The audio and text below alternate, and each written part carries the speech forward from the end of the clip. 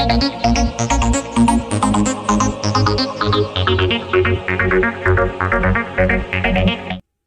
Morning दोस्तों, आपका स्वागत है आपके अपने YouTube चैनल वाईटी प्रेपअप पे। तो चलिए स्टार्ट करते हैं आज का क्लास। आज का क्लास हम लोग पिछले क्लास को कंटिन्यू करेंगे। पिछले क्लास में हम लोग क्या पढ़ रहे थे, तो राष्ट्रपति पढ़ रहे थे और राष्ट्रपति का हम लोग शपथ ग्रहण करा चुके हैं। तो आज हम लोग क्या देखेंगे कि राष्ट्रपति का शक्ति, राष्ट्रपति का क्या शक्ति है, क्या ताकत है, राष्ट्रपति का क्या कार्य है हमारे देश में।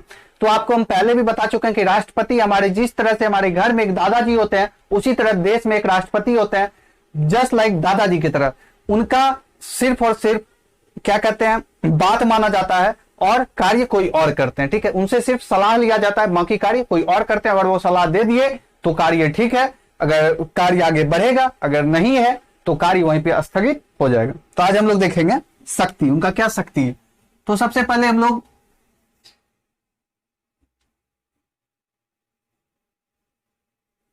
किसका शक्ति, तो राष्ट्रपति का शक्ति।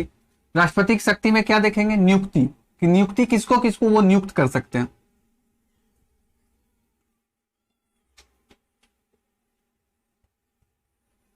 किसको किसको राष्ट्रपति महोदय नियुक्त कर सकते हैं। तो सबसे पहले वो प्रधानमंत्री को नियुक्त करते हैं।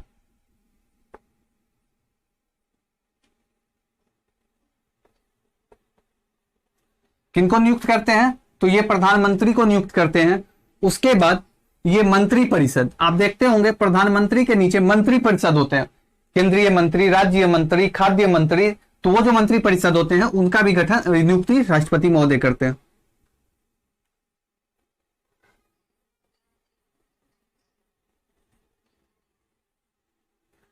मंत्री परिषद, उसके बाद ये राज्यपाल का भी नियुक्ति करते हैं।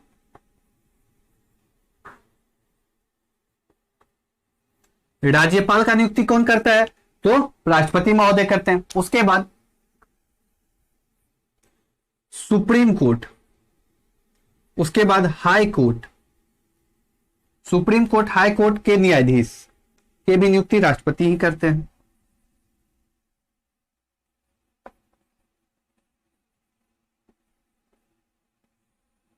सुप्रीम कोर्ट और हाई कोर्ट के न्यायाधीश का नियुक्ति कौन करते हैं, तो राष्ट्रपति महोदय करते हैं। उसके बाद हम लोग देखेंगे कि वित्त आयोग का भी जो होता है वो भी आपके राष्ट्रपति महोदय ही करते हैं।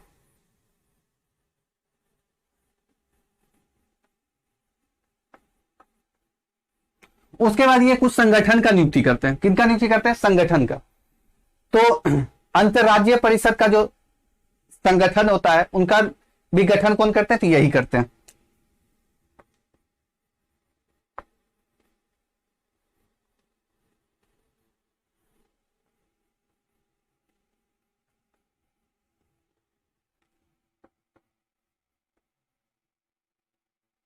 अंतरराज्यीय परिषद का गठन कौन करते हैं, तो आपके राष्ट्रपति महोदय करते हैं। यहां तक किन्हीं को कोई दिक्कत, अगर दिक्कत नहीं है तो आप लोग लाइक बटन प्रेस करते हैं। अगर कोई दिक्कत है तो कमेंट बॉक्स में जाए, वही सिंपल सा प्रक्रिया है, कमेंट करें और हम आपको आंसर क्लियर करवाएंगे। तो यहां तक देख लीजिए, नियुक्ति किसका किसका, प्रधानमंत्री, मंत्री परिषद, राज्यपाल, सुप्रीम कोर्ट के और हाई कोर्ट के न्यायाधीश का नियुक्ति करते हैं। उसके बाद वित्त आयोग का नियुक्ति करते हैं। उसके बाद राज्य परिषद गठन करते हैं, तो वित्त आयोग का गठन करते हैं। उसके बाद किसका गठन करते हैं, ये वित्त आयोग।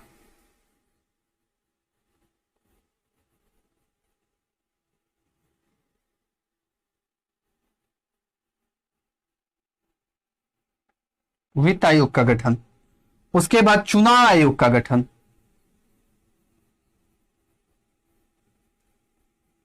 चुनाव आयोग का भी गठन कौन करते हैं, तो वो राष्ट्रपति महोदय ही करते हैं। तो अब हम लोग आगे देखेंगे कि इनके पास और कौन सी शक्ति है। ये तो नियुक्ति की शक्ति था, गठन बनाने का शक्ति था। इनके पास जो आगे शक्ति है वो है आपका बिल पास करने का शक्ति।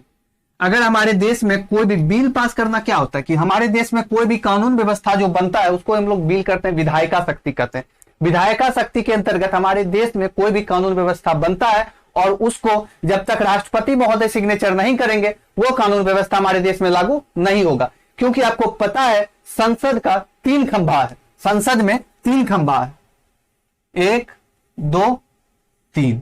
संसद में कितने खंभा है, 3 खंभा है। कौन कौन, ये आपके राष्ट्रपति महोदय हो गए, ये कौन हो गए, राष्ट्रपति महोदय हो गए, ये आपके लोकसभा हो गए और ये आपका राज्यसभा हो। ये तीनों संसद के खंभे हैं। क्लियर? कहीं को कोई डाउट? अगर डाउट है तो आप लोग बोल सकते हैं। इनमें अगर ये दोनों बिल पास कर देता है, ये दोनों बिल पास कर देता है और आपका ये बिल पास नहीं करते हैं, तो वो बिल हमारे देश में, वो कानून हमारे देश में पारित नहीं होगा, वो कानून हमारे देश में लागू नहीं होगा जब तक कि राष्ट्रपति महोदय का सिग्नेचर उस कानून व्यवस्था पे नहीं हो जाता है। अगर ये पास कर दे तो वो पारित हो जाएगा। ठीक है?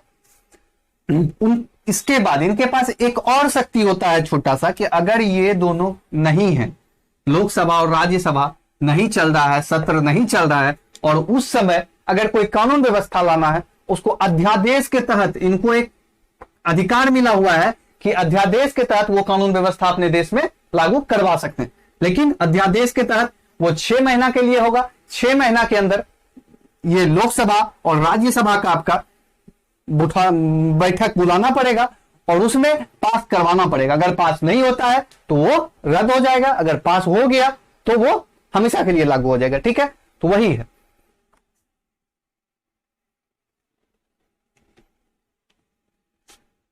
विधायिका शक्ति में इनके पास क्या मिला हुआ है कि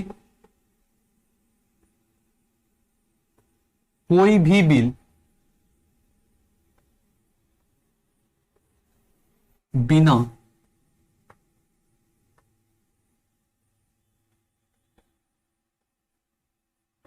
राष्ट्रपति के हस्ताक्षर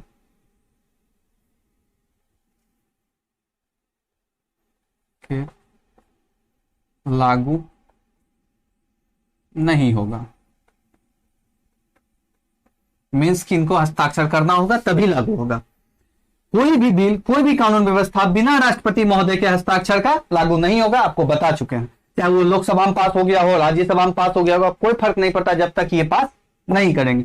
आगे हम बताएंगे कि और एक प्रक्रिया है। उसके बाद अगर मान के चलिए लोकसभा और राज्यसभा का सत्र नहीं चल रहा है, सत्र स्थगित है, तो उस समय अगर हमारे देश के लिए कोई कानून व्यवस्था जरूरी है, कोई कानून व्यवस्था लाना है, तो एक इनके पास एक अधिकार है, वो है अध्यादेश। क्या है?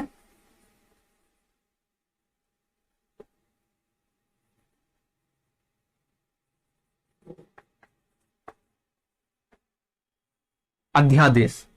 अध्यादेश का भी इनको अधिकार मिला हुआ है। अध्यादेश के तहत क्या होता है, कोई भी कानून व्यवस्था 6 महीना के लिए राष्ट्रपति महोदय लागू कर सकते हैं। कोई भी कानून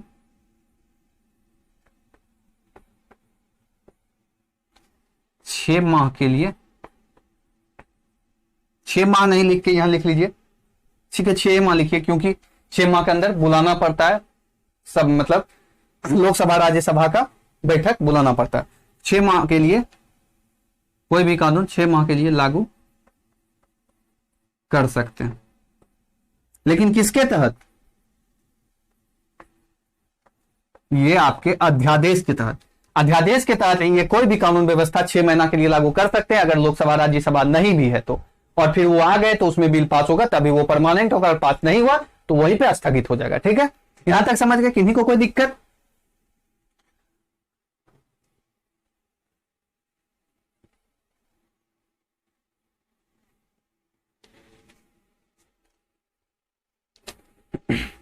अब है संसद का बैठक बुलाना, संसद को संबोधित करना। इनका और शक्ति क्या है कि संसद को संबोधित करना,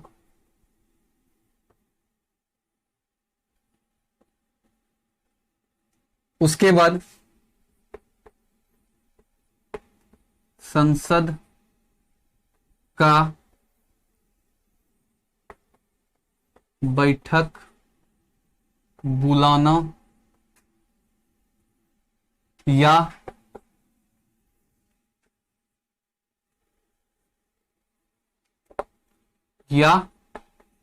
भंग करना। संसद का बैठक बुलाना या भंग करना, यह अधिकार किनके पास है? तो राष्ट्रपति महोदय के पास है। उसके बाद धन विधेयक।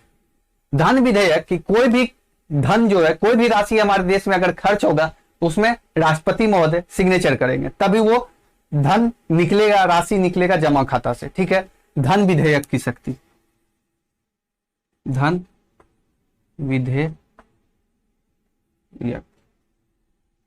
की शक्ति, धन विधेयक की शक्ति। धन विधेयक की भी शक्ति किसके पास है? तो आपके ये राष्ट्रपति महोदय के पास है। लेकिन धन विधेयक में क्या शर्त है कि बाकी कानून व्यवस्था जो है आपका, लोकसभा राज्यसभा जब पारित कर देते हैं तब सिग्नेचर जाकर के लास्ट में वो देख के सही है कि गलत, वो राष्ट्रपति महोदय करते हैं। लेकिन धन विधेयक में सबसे पहला सिग्नेचर राष्ट्रपति महोदय का होता है, तब जाके के लोकसभा और राज्यसभा में होता है, और सबसे अंतिम सिग्नेचर जो होता है वो लोकसभा अध्यक्ष का होता है। ठीक है, ये याद रखिएगा, हमेशा क्वेश्चन यहीं से पूछता है कि धन विधेयक में सबसे पहला सिग्नेचर किनका होता है? तो राष्ट्रपति महोदय का होता है, और सबसे आखिरी सिग्नेचर किनका होता है? तो वो लोकसभा अध्यक्ष का होता है। क्लियर? इन्हीं को कोई डाउट? धन विधेयक समझ गए। उसके बाद आपातकाल की शक्ति, आपातकाल की शक्ति,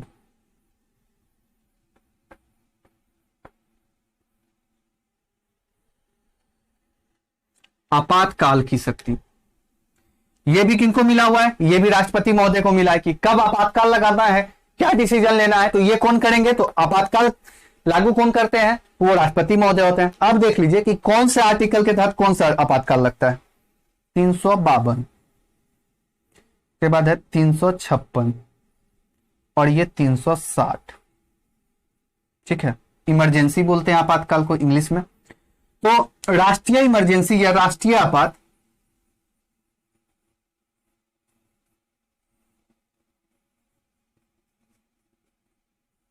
राष्ट्रीय आपात कितने आर्टिकल के तहत लगता है? तो ये आपका आर्टिकल 352 के तहत लगता है। उसके बाद ये राज्य आपात होता है आपका,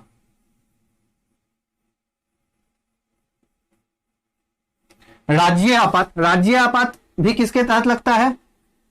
तो आपके 356 के तहत लगता है। और ये वित्तीय आपात, वित्तीय आपात, वित्तीय आपात भी आपके, वित्तीय आपात मतलब पैसा कौड़ी का इमरजेंसी लगाना है तो किसके तहत लगाएंगे? आर्टिकल 360 के तहत लगाएंगे। और ये 356 जो आप लोग देख रहे हैं, 356 के अंतर्गत राज्य आपात जो है, इसी आर्टिकल के तहत, इसी आर्टिकल के तहत आपका राष्ट्रपति शासन भी राज्य में लगता है। इसी आर्टिकल के तहत राष्ट्रपति शासन भी लगता है।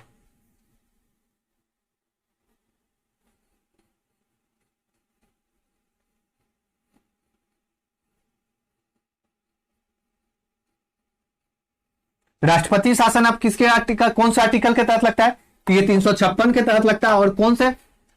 ये 356 के तहत राष्ट्रीय आपात लगता है आपका, सॉरी राज्य आपात लगता है। और इसी से अगर क्वेश्चन ये आ गया कि राष्ट्रपति शासन जो हमारे राज्य में लगता है वो आर्टिकल कितने के तहत लगता है, तो एकदम 356 होगा। 356 ही आपको मारना आंख मूंद के। यहां तक इन्हीं को कोई दिक्कत? वित्तीय आपात आप समझ ही गए, 360 और 352। तो तब तक आप लोग क्या कीजिए, स्क्रीनशॉट ले लीजिए, हम भी 2 मिनट पानी पी लेते हैं, फिर हम लोग आगे देखेंगे।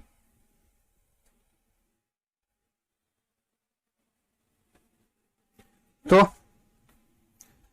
आप लोग ले लिए स्क्रीनशॉट, अब हम लोग आगे देखते हैं। इनके पास वीटो पावर भी होता है। अब आप लोग कह रहे होंगे कि सर वीटो पावर क्या होता है? वीटो मतलब होता है रोकना।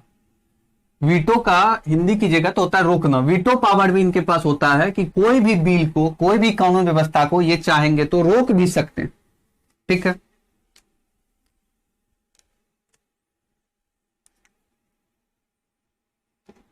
वीटो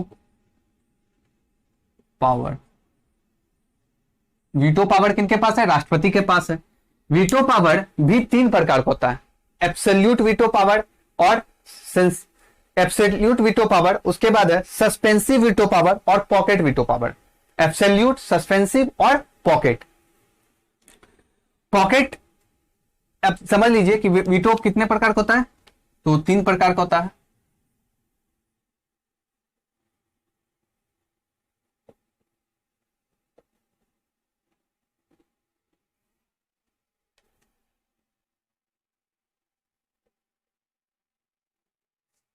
पहला होता है एब्सोल्यूट।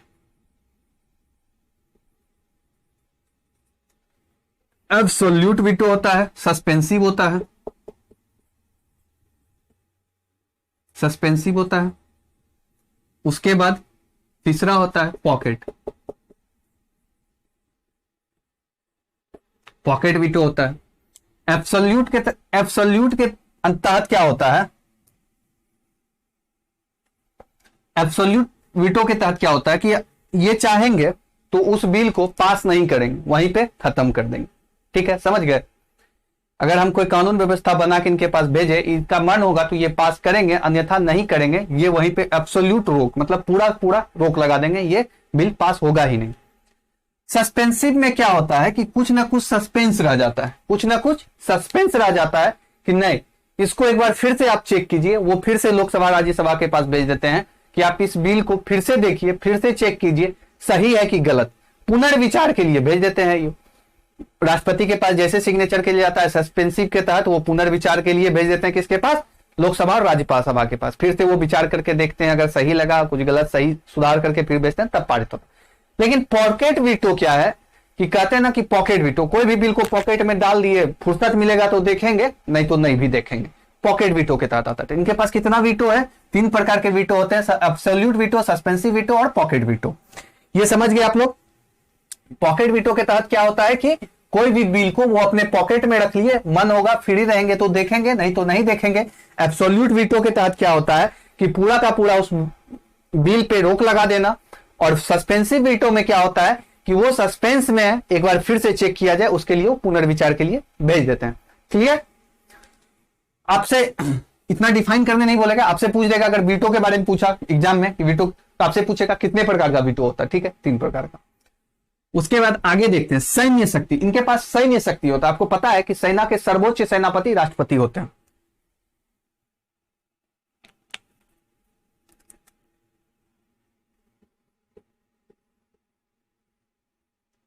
सैन्य शक्ति,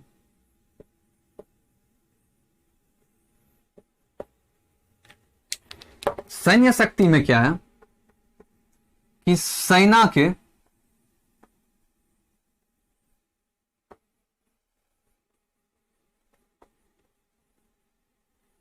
सर्वोच्च सेनापति होते हैं।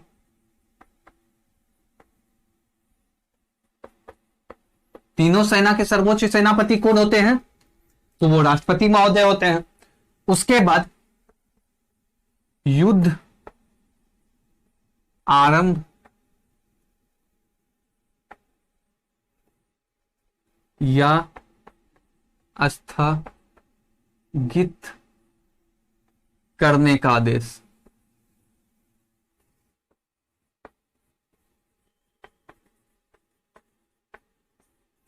युद्ध आरंभ करने या स्थगित करने का आदेश कौन देते हैं, तो वो राष्ट्रपति महोदय देते हैं। क्या युद्ध होना चाहिए, होना चाहिए तो युद्ध स्टार्ट कर दिया जाए, कॉल करते हैं कि युद्ध स्टार्ट हो जाना चाहिए, या लिखित देते हैं वो कि युद्ध स्टार्ट हो जाना चाहिए, तो वो कौन देते हैं, तो राष्ट्रपति महोदय देते हैं। प्रधानमंत्री, ऐसा नहीं सोचिएगा, आप लोग के दिमाग में एक बात चलता होगा, अरे प्रधानमंत्री महोदय युद्ध क्यों नहीं हो रहा, युद्ध क्यों नहीं हो रहा, ऐसा इतना स्थिति है, पाकिस्तान आके मार दे रहा है, युद्ध करवा दीजिए, नरेंद्र मोदी नहीं करवा रहे हैं। उनके पास वो कार्य करते हैं, वो कार्य करता है, आदेश राष्ट्रपति महोदय ही देंगे, वो तो कार्य करता है, उनको जो आदेश मिलेगा वही करेंगे। ठीक है, समझ गए कि राष्ट्रपति का कार्य, प्रधानमंत्री का नहीं। उसके बाद दूसरा नंबर, युद्ध को समाप्त करना है, शांति व्यवस्था कायम करना है, ये भी आदेश कौन देंगे, राष्ट्रपति महोदय देंगे। ठीक है, इसलिए राष्ट्रपति बनना बहुत ही बड़ा पोस्ट है, बहुत ही शालीन व्यक्ति, बहुत ही एजुकेटेड व्यक्ति ही बन सकता है। ठीक है, हर कोई नहीं बन सकता, इसलिए आपको पढ़ाई दी है कि इसका क्या योग्यता है।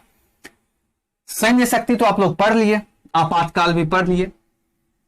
अब हम देखते हैं आगे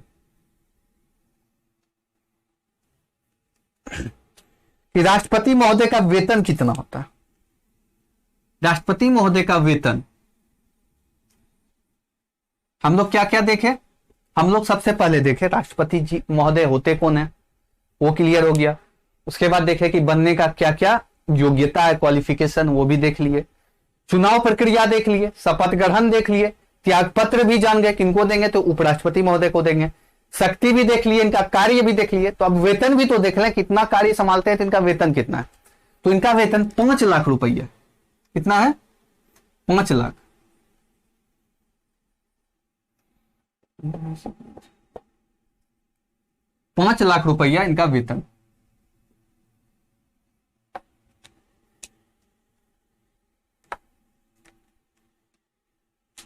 सीधा सीधा लिख लीजिए 5 लाख। कितना वेतन है इनका? ₹5 लाख वेतन है, और पेंशन के रूप में इसका 50% मिल जाता है आपको। पेंशन कितना मिल जाता है? तो इसका 50% आपको मिल जाता है। वेतन का 50%, 5 लाख अगर इसका वेतन है तो 2.5 लाख इनको पेंशन मिलता है। उसके बाद आयात निर्यात आपा, मतलब कहीं आने जाने का कोई खर्च नहीं है इनका। आयात निर्यात पे कोई खर्च नहीं होता है, इनको फ्री ऑफ कॉस्ट मिलता है। उसके बाद रहने का आपको पता ही, राष्ट्रपति भवन इनको दिया जाता है, तो उनमें भी इनको कोई खर्च नहीं है।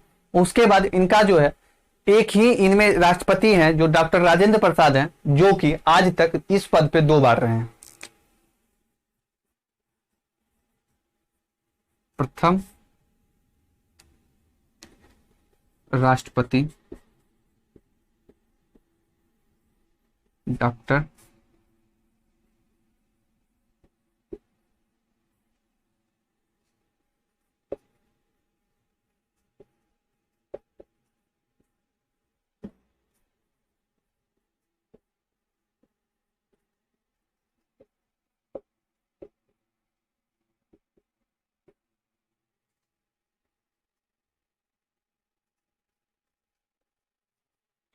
कौन? प्रथम राष्ट्रपति डॉक्टर राजेंद्र प्रसाद ही इस पद पे कितने बार रहे हैं? तो 2 बार रहे हैं। उनके अलावा कोई भी राष्ट्रपति के पद पे 2 बार नहीं रहे हैं। उसके बाद प्रथम महिला राष्ट्रपति कौन है?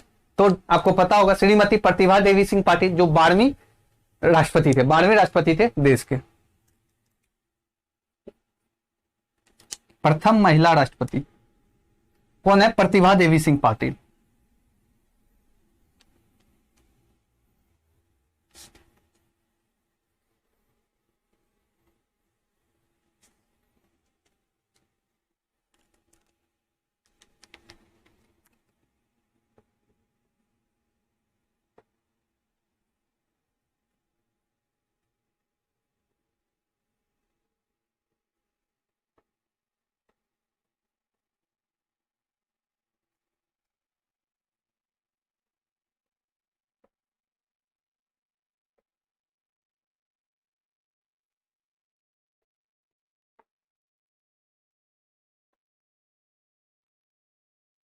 प्रथम महिला राष्ट्रपति कौन है? प्रतिभा देवी सिंह पाटिल। कब में राष्ट्रपति थे? तो ये 12वीं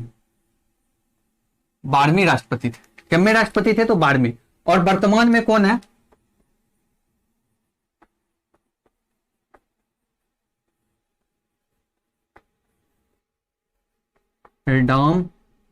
रामनाथ कोविंद। रामनाथ कोविंद अभी वर्तमान राष्ट्रपति हैं, जो 14वें राष्ट्रपति के रूप में। रामनाथ कोविंद कब में राष्ट्रपति हैं? तो ये आपके 14वें राष्ट्रपति हैं, जो कि हमारे वर्तमान राष्ट्रपति हैं। कौन है? रामनाथ कोविंद। तो राष्ट्रपति में हम लोग देखते हैं, यहां तक जो है आपको exam point of view railway में इससे ज्यादा क्वेश्चन नहीं पूछेगा। आप लोग क्या कीजिए, वही काम कीजिए कि सेट उठाइए, राष्ट्रपति से रिलेटेड क्वेश्चन बनाइए, देखिए क्वेश्चन बनता है कि नहीं। राष्ट्रपति में इतना ही पढ़ना था railway exam point of view से, तो हम आपको पढ़ा चुके हैं। राष्ट्रपति चैप्टर आज मेरा क्लोज हो गया। अब कल हम लोग देखेंगे उपराष्ट्रपति पढ़ेंगे।